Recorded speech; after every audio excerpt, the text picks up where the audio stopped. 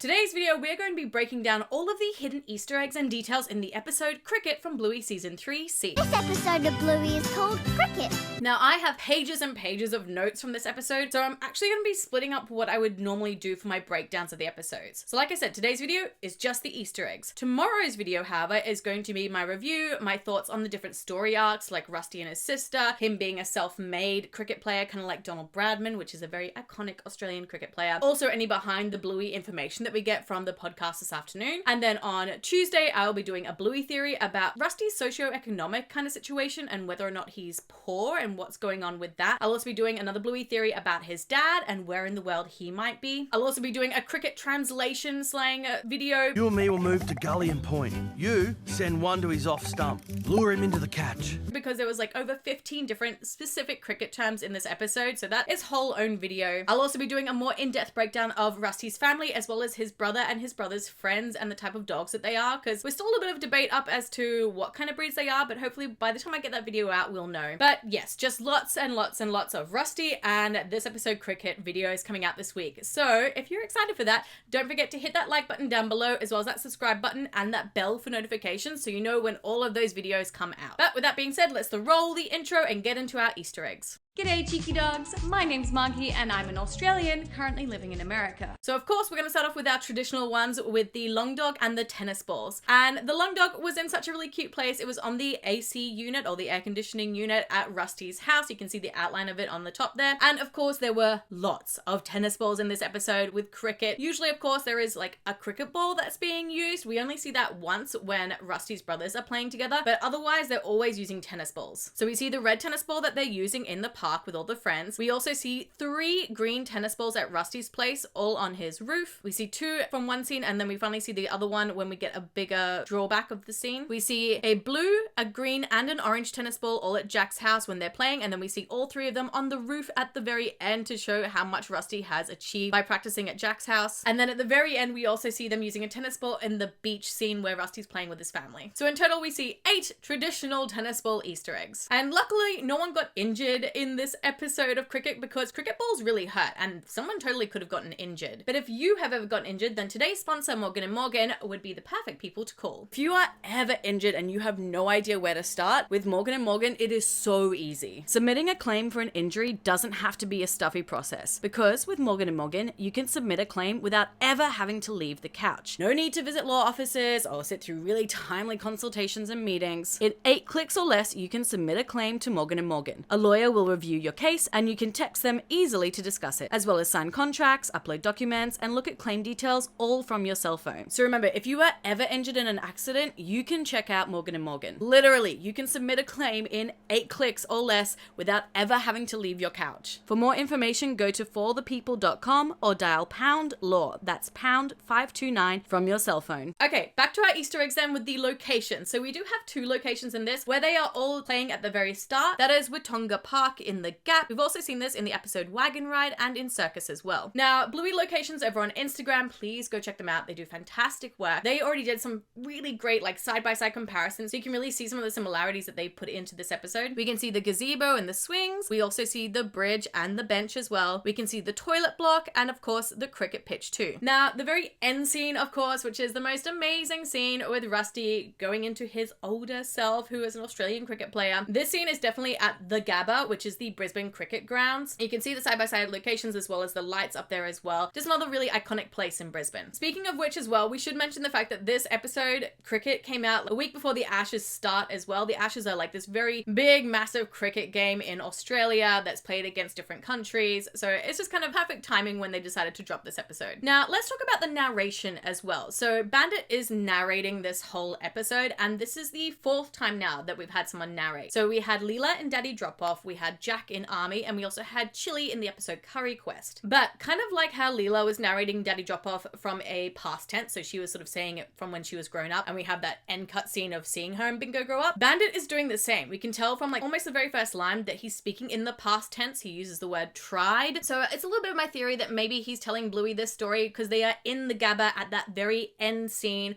watching Rusty come out onto the field and he's telling her about how he became such a good cricket player. Let me know though what you think about that kind of mini theory in the comment section section down below. Okay, now let's talk about Rusty's family. So in terms of the voice actors, we have Jane Hall returning as Rusty's mum. She is a famous Australian actress. And then of course we have Anthony Field returning as Rusty's dad. You might know Anthony more popularly from the Wiggles. He is the Blue Wiggle, but something really cool as well is the fact that he used to be in the army as well. So I think that just makes him really perfect for playing Rusty's dad. And of course we do also see Rusty's dad on a deployment somewhere overseas where it is boiling hot. We see Black Hawk helicopter in the background whilst he's also writing his letter to Rusty, and I just love how positive a role model he is. It's really showing that kind of idea of like positive masculinity, that he can be caring and thoughtful for his children while still also being a soldier. Now, aside from Rusty's mom and dad, we do finally find out that he has a little sister and an older brother, which was a surprise that none of us knew about. So his little sister is called Dusty, which is really cute. Rusty, Dusty. But the older brother, however, his name is Digger, and Digger's just a really cool Australian nickname basically for a soldier, especially one specifically from World War I/World War II. So I love, again, it's kind of like that army reference with the family and the fact that his name is Digger. We do have a few other new characters as well. Tiny, who also seems to have maybe a Sri Lankan or an Indian accent. Whose bat is it?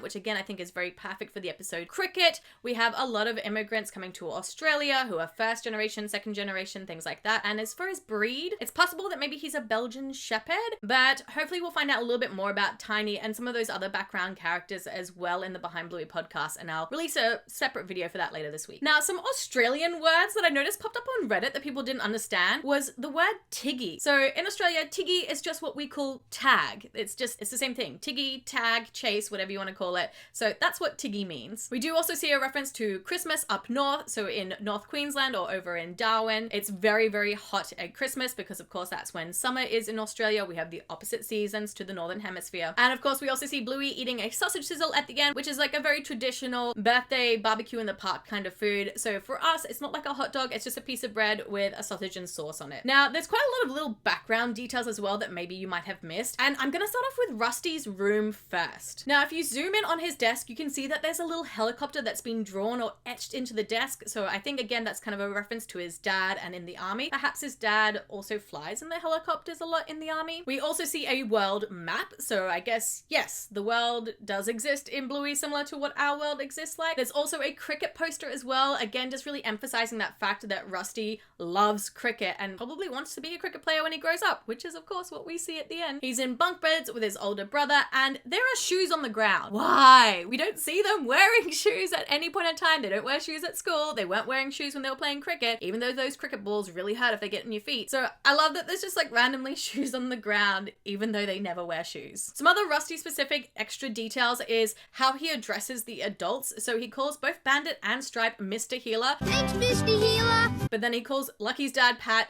Lucky's dad instead of like Mr. Labrador, I guess. Thanks, Lucky's dad. So I really love just seeing like how polite Rusty is. We can also see a football on Rusty's roof. So again, obviously that's like an ongoing gag. The football's on the different roofs. We see it on the Healer's house and on Lucky's dad's house as well in the past episode slide. We see Rusty making runs in the background as like the three adults, Stripe, Bandit, and Pat, are talking, trying to figure out like how to get Rusty out. We see baked beans at Rusty's house because that's what he's using to practice his square cut. And then of course we do see Jack and Lulu and Jack's house as well. And some little hidden background Easter egg details with that as well I think that are really interesting is that in their car, you can see that right next to where Jack's sitting is a fidget popper. So again, maybe a little hint at the ADHD storyline that Jack has. But something interesting is that they're all in 5-point harnesses. And I only bring this up because it was a big thing in Bluey that Bingo and Bluey, like in season 1, just had like the lap strap. And people were like, Bingo's too young for that. She should be in a 5-point harness. So they actually changed that. And when you see in like previous episodes, even from season 3, Bingo's in the 5-point harness, but Bluey, who's older, 6 or 7, is in the lap strap. But then in this episode, all the kids are in 5-point harnesses. So that's, I don't know, just a little weird and just like a fun random little fact that Jack and Rusty should just be in like a regular seatbelt harness. And now we have to mention some of the really cool callbacks to previous episodes. And I'm gonna start off with Rusty's mum and Nana from Fairy Tale. So one of my favorite things, of course, was in Fairy Tale, we saw Nana chasing the boys around with her shoe. And they're like, you know, mums could be mean back then. But in this episode, we see Rusty's mum doing the same thing. When Rusty hits that cricket ball through the window, his his mum is holding a blue dish scrubber, but then you see her, she's coming out the house and chasing them. She's got that dishwasher in her hand like she's going to hit them with it, but we know she probably isn't. She's just, you know, angry that they smacked a ball right through her kitchen window. We also see Bingo trying to do a handstand, like in the episode Handstand.